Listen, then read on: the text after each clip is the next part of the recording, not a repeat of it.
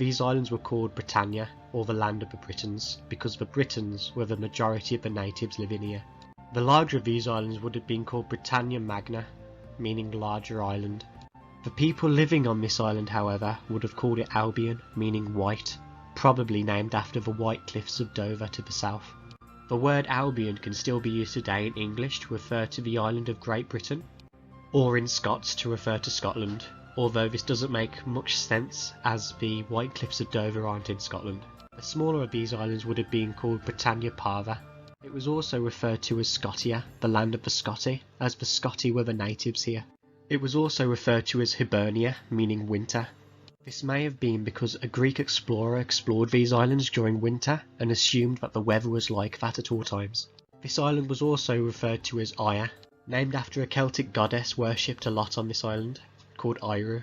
The northern part of Britannia Magna was also referred to as Caledonia, or land of the Caledonians, as the Caledonians were the natives here. The natives of the west of Britannia Magna called themselves Cymry. This loosely translates into friend. Years later, the Anglo-Saxons referred to this land as Wal, meaning foreigner. A smaller island in between Britannia Magna and Britannia Pavna was called the Isle of Man.